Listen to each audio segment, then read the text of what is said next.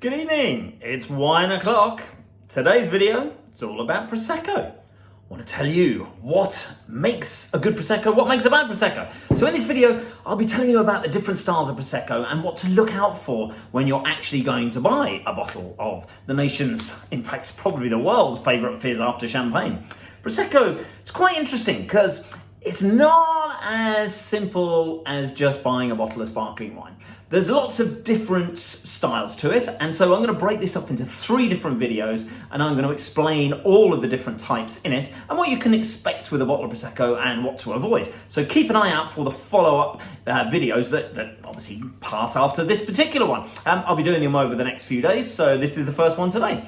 So what should you look for initially when you're having a Prosecco? So we've got 2 different ones here. They're both the same style, which I'll explain in a moment, but Prosecco should always be light, it should always be fresh, it should always be refreshing. It should have a bright colour and a bright fizz, and it should feel really, really nice in your mouth. But the emphasis is on the refreshing part of it. So totally avoid it. If it's flat, or if it doesn't taste very nice, if it's not very well balanced, or if there's any nasty sort of anything at all, just no, thank you very much, hand it back. Especially if you're in a pub, they're very, very cute at just putting stoppers on Prosecco and just serving them again and again and again, and often they're really not very good. So think of it like Coke. As soon as you open a can of Coke, ooh, everything, it smells great, it tastes great, it's very refreshing, it's very, very nice. However, if you leave that can of Coke in the fridge for a couple of days, it's pretty rank, it doesn't taste good at all, and you really don't want to drink it. You want to have the same with the Prosecco. It should be refreshing, it should be balanced, it should be rich and opulent and appley in style and characteristic. It should be soft, not saccharine at all, and it should have an elegant taste that really, really lingers in the mouth and that makes you want to go back and have another glass. These are very, very important things with Prosecco, and that leads me on to one of the grades of Prosecco, which is quite possibly the lowest grade. It's called Frizzante. Now, if you see Frizzante on a bottle of Prosecco, just imagine it as, it's a wine that as soon as you open it, pop, it just goes, whee! All the bubbles all go crazy. It pours into the glass and it's fizz, fizz, fizz, fizz, fizz. Then it's gone. All the bubbles are gone. All you're left with is a nice, slightly refreshing, slightly lower grade of quality of Prosecco. It is a grade of Prosecco, but it's not really Prosecco. It's one of these things where they've just made it to be a quick toast drink, maybe at a wedding or a christening, everyone goes, well, hey, isn't that nice? One of the things you should avoid, especially if you're going into pubs, especially British pubs, is where they sell you quarter bottles, these little bottles of Prosecco, and they will fob you off with a Frizzante Prosecco, trying to tell you that it is a full Prosecco. It's not. It's completely different. It's like having a Ford Fiesta and a better grade of Ford. I can't think of another one because Ford is a really bad example of it. So just make sure that you avoid the Frizzante styles. So what we're going to be, also the price difference with those quarter bottles is that a Frizzante Prosecco will probably be retailing at sort of £8, £9, £10 a quarter bottle, depending on where you're buying it in the country, especially if you're in London. However, it really only should be a £5 maximum, because it's only Frizzante. It's a very low grade. A lot of the big pub chains, not going to name them, but they should be ashamed because they're ripping people off by selling them at different products to what they're actually getting. It's not good at all. So I'm going to tell you about, and don't be afraid to send those Proseccos back and just say, look, I'm not happy about this. If I bought a pint of Peroni and you gave me a pint of Carlsberg, why would I pay the Peroni price? And it's exactly the same with Prosecco, with Frizzante and Spumante. So you want the Spumante ones, you don't want the Frizzante. Unless, of course, you like Frizzante, then that's up to you. For me, personally, no. It's feet washing. That's all it's good for. Now, let's move on to the Prosecco styles, because we've got a number of different styles. These particular 2, as you can see, these are extra dry. This one here, the Feely, this is also extra dry. And they are what they call DOCG in terms of the grade. So I'm going to tell you a little bit about the different grades of Prosecco so that you understand the sugar contents and things like that. If we look at the driest style, it's actually called Extra Brut.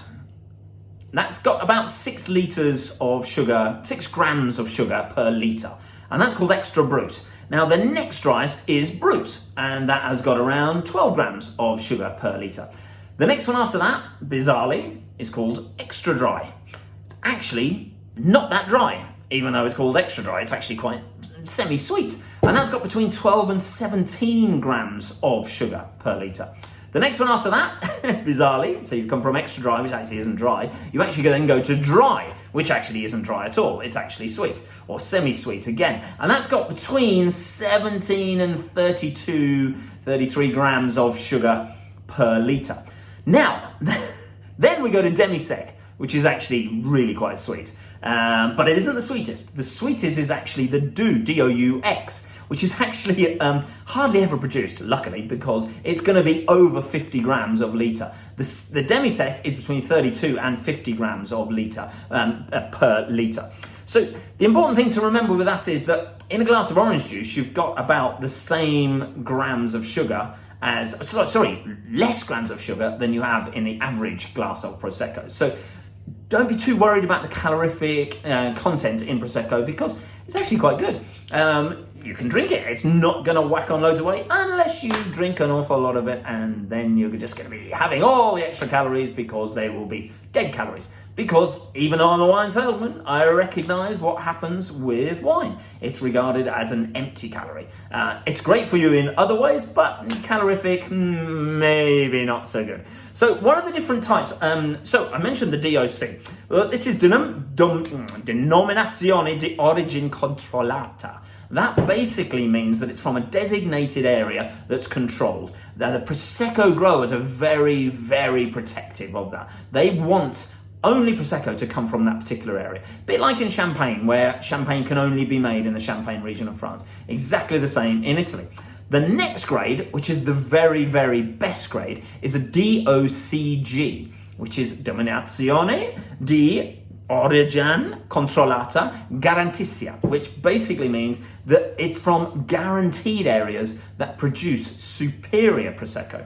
Lots of hills, lots of beautiful fruits, lots of growers who make outstanding Prosecco. This is the sort of thing you want to be looking out for.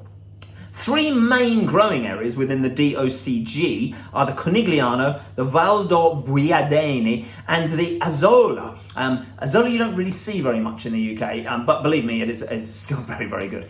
Now, the absolute pinnacle of Prosecco, which I don't even think I've ever seen a bottle in the UK, it's called Superiore de Catizzi, and that is regarded as the absolute pinnacle, the top Prosecco you can get. Going to be expensive, so if you do ever see some at a good price, be wary. It's probably just a play on the name. Maybe they're misspelling it, something like that, but it's not going to be what you expect it to be. Just go for a DOCG and go for Conigliano, go for Val d'Orbiadene or Azolla, because those are, in my opinion, the best growing areas. Now, one way to find out about whether you like a Prosecco or not is to obviously drink it, but then if you love it, take a picture of it, because you can stick it in your favourites and you know exactly what you're going after the next time. Equally, if you hate a Prosecco, take a picture of it. Stick it in an I hate this Prosecco folder on your phone, because the last thing you want to do is go back into your shopping the next week or into your wine merchant or online or wherever you buy your wines and go, recognise that label? Why do I recognise that label? I must have liked it. And to get it home and see, no, I recognise it because it's really awful and I really dislike it. Recommend that for any of these. So keep an eye out for the next Prosecco video in this series, and give me a thumbs up or give me a thumbs down. Let me know what you think, and obviously don't forget to subscribe as well. Cheers.